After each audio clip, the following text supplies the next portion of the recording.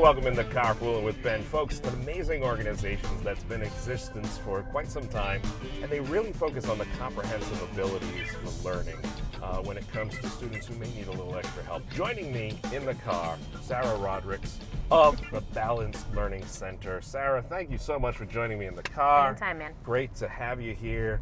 I won't even try to explain because, to be quite candid, I'm not educated to that level. So talk to me about Balanced Learning Center and what you guys do, just in a nutshell. What don't we do is probably the better question. Fair enough. What don't you guys do? What don't we do?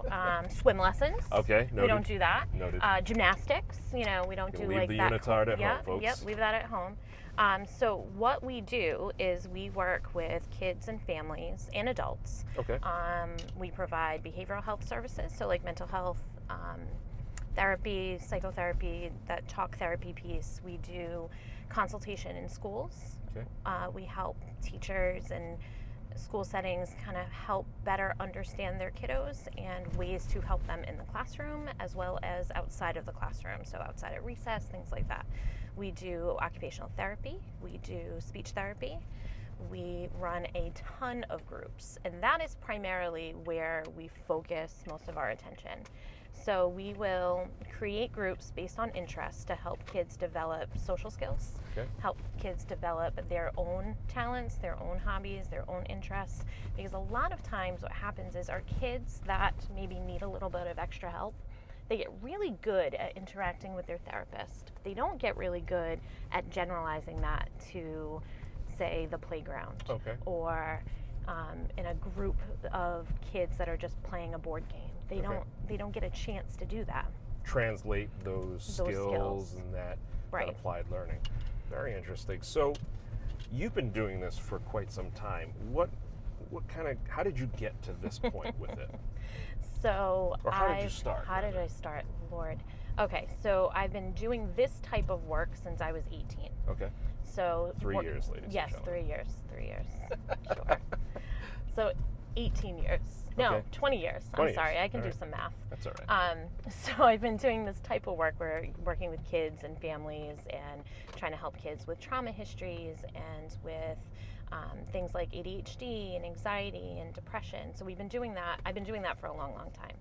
Fast forward a few years later, I worked for a wraparound program. And the whole idea of wraparound is that the parents and families are the expert on their kids. Okay. And we want to build families up so they can better support their kids. So we work on building teams to work with families. Okay. And your team shouldn't always consist of paid providers because providers leave, and at the end of the day, families need more natural support. So they need the friends and the family members and the person at Dunkin' that knows your order or whatever it might be. In my house, it's the UPS driver. Okay. The UPS driver knows my kid really well, okay, and we'll talk to him. And so I've got an 8-year-old autistic son, and he was nonverbal for a very long time. And we order everything online because with 3 kids, I don't go out, so it doesn't happen. You being in the car right now, you describe this as like a mini vacation. This is a vacation. Well, you know, it's anywhere I can drive you around to. It's like Uber with dignity. I don't have to drive. Somebody else is doing it. It's wonderful. So the UPS driver, we have the same one, would come to the door and he would talk to my son, make little conversations, but it was another opportunity for him to speak to somebody that was unfamiliar so he could practice those skills. Yeah. Did he know that he was a natural support? No, he had no idea. Right. And we're not going to label it like that, but that's what we try to do, is help people identify those people in their lives that maybe can provide that little extra support. So this came from my little guy's 8 and was nonverbal till he was 5. Wow. And we spent years driving him all over creation looking for services. So we would be in Westerly, we were in Newton, we would be out on the Cape, we've been out to Connecticut for services, and so we would do that almost every day where he was, it's just what we had to do. So we decided, once we were sort of on the other side of things, why not create one place where families could go and kind of get that additional support. Yeah. So that's where this came from, but we've been doing this work forever and a day. Sure. You are already in the schools. You're already working in select schools, I should say, and working with clientele. How does a person come to connect with you and, you know, just have that, not maybe just you, but your entire Yep. team or your organization. How does that contact work? And, you know, at what point does a parent hit that level of, okay, we need to, you know, we need help here? How do they end up contact, like Yeah. the logistics of it, or how do they get to that place? How do you get to that point to both? So logistically, all you have to do. All those questions in 30 seconds In go. 30 seconds go. So logistically, the only thing a parent has to do is call, email, or text us, Okay. and we are happy to answer any questions. Sure. And a lot of times, we can't do something with the family, but we will connect them to folks in the community that can. Like, we have had folks calling for physical therapy, and that's not something we offer, or they need something a little bit more intense, and maybe it's not something that we can do right now. We will absolutely make that connection to other community members. So Right. that way the family isn't just getting the, sorry, we can't help you, you know, try again. Right. So we do that. But a lot of times what happens is kids will kind of hit school age, and where a family might think that something's sort of going on for a kiddo when they're younger than that, by the time they hit the school system, where the expectations are very different, then they end up calling us because there's some needs that maybe have been identified. Sure. And the process is really confusing. The whole process of evaluation and the IEP process, all of that can be really confusing for families and hard for families because the focus is always on what your kiddo can't do. Right. And it's never on what the kid can do. Okay. We try, the Yeah. system tries, but that's just not, unfortunately, how things are set up right now, where it's always on what our kids can't do. The first thing people would say about my son is that he was nonverbal. Right. Not that he was funny and really intelligent and knew all of his letters and could read before he could speak. So that's such an amazing approach to it. It's, you know, don't use the negatives to define you. Use the positives. There are many talented people out there, many educated, very smart people out there in the various fields that do the same kind of work you do. The difference I feel with you and your team and the training you provide to interns and everything is you've literally walked the walk. Yes. And so going into that, what is that like? Walking the walk and doing this work? Yeah. Oh, it's interesting, to say the least. So I actually have a counterpart, Maggie. And Maggie came to the table with me a couple years ago. I was doing this work sort of privately, and I've known Maggie for a few years because she's also a social worker, and we've kind of done this thing. But Maggie also has a child with special needs. Okay. And so, again, we approached it from the standpoint of, wouldn't it be great to be able to provide this for other people? Yeah. So what is it like being able to do it and to live it every day?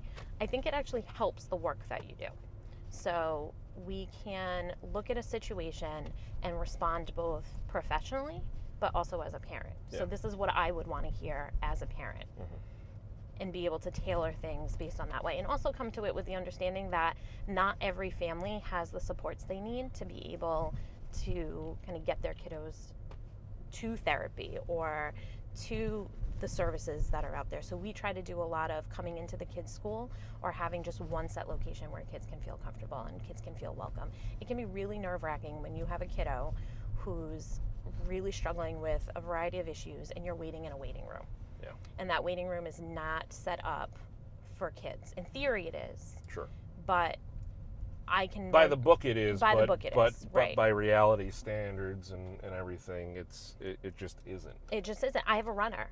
So my runner would go into a waiting room and would find any way to get out of that area. Yeah. So we would be behind the desk, we would be in the hallway, we would be anywhere that we were not supposed to be. So when you come in, we strategically looked for a place that would be sort of enclosed, but also kid-friendly. So when you come in, you have the option of waiting out in the lobby, which is a little bit more open, a little bit more space, but still contained, or you can come right into the center, and we've got a small play area where kids can go, and there's really nowhere for them to go or for parents to feel like they're disrupting anyone. There really isn't, and we've set it up strategically like that, so that way you don't have to worry about your kiddo kind of falling apart while they're there. It's what we do. It's fine. You operate this one location, but you're also in the schools. What is kind of the area geographically that you serve? We're in the Southeast. Okay, Southeast So, Massachusetts yep, area. We're in Fall River, Somerset, Dartmouth, Westport. We've gotten some calls to go out to New Bedford. Okay. So we're just... But I think just in knowing you and from everything we've talked about just now, if there is somebody in a different part of the state or in a different state entirely, they can reach out and say, what should I be looking for? Absolutely. I'm in Nebraska. Yeah. What are the key words that I need These are to know? key. And that's what we go back to all the time. So it's not about services. So people get really stuck sometimes on this child needs speech therapy or this child needs mental health therapy. Checklist of, right. you know, like check, do all this all and everything's going to work out great. But what do they really need? Right. So we get calls all the time about a social skills group. Get them constantly. And my first question is, what type of social skills are we talking about? So are we talking about the kiddo that really struggles to initiate friendships and to initiate interactions with other people? Or are we talking about kids that maybe do really well with that piece, but then can't sustain them? Because those are two different skill sets. Right. So that helps us understand so we're looking at the need versus the type of service that someone's looking for. Does that make sense? Yeah, it really does, and it's incredible. Folks, if you're watching this right now and you're having that point, that moment where it's like, I need to talk to her, you do. Please don't hesitate to reach out to them. Follow the links and the information because it is vital. It's such a benefit. It's such a huge thing to work with professionals that Sara has put together, but also to work with professionals and people on the team that have been in your shoes.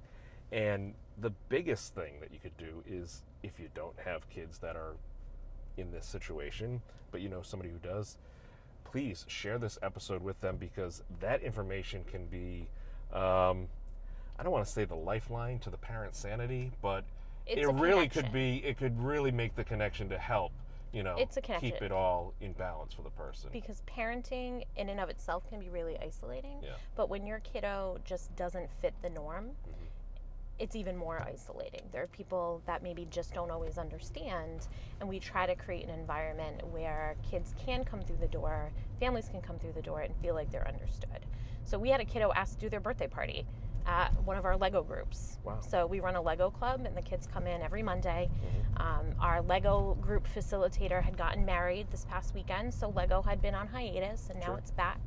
And we've gotten lots of calls going, thank God this is back, because it's fun and it's run like a social skills group where our kids are practicing things like taking turns and giving good feedback to one another. So instead of saying, that's a really stupid piece that you just made, you know, like, hey, I think you could make that piece, I think you could add this to that Sure. piece. So giving and receiving feedback, being able to share materials with other kids, share the space with other people, all of that is practiced during this group. So we had a kiddo that wanted their birthday party there, so that's what we did. That's awesome. That's so great. It's like, okay, we'll bring balloons and some chips, and we'll sing happy birthday, and we had cupcakes, and it was great. Could I book it for Sure. April For you. 2020? You want to come? Yeah, it'd be great. I think build it'd some be, Legos? probably have more friends than ever than It's a lot of show fun. up to it's But that's what our kids talk Sure. about. They come and they play with other kids. And so that is what the goal is. So it doesn't feel like another therapy that the kids are going to.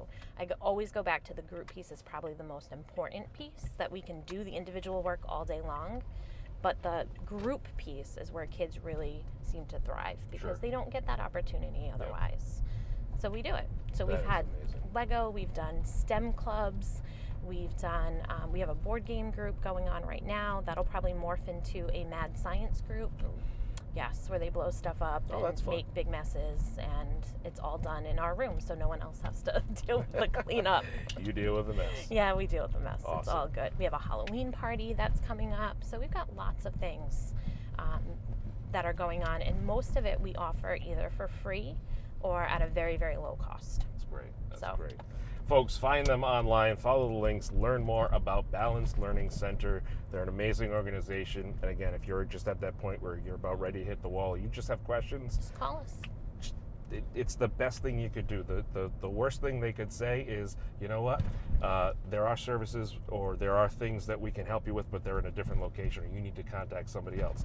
It's an amazing resource that's there at the Balance Learning Center. Sarah, thank you for coming, and I suppose you need another coffee. Always. And you know, maybe I should just drop you off at a a nice high-end, relaxing place that you can just chill for rare hours. That I get a babysitter. Yeah. So the fact that someone's with my children right now, I'm probably gonna. I think this ended a little bit later. Oh, yeah. So if anybody asks. 4 p.m. That's good.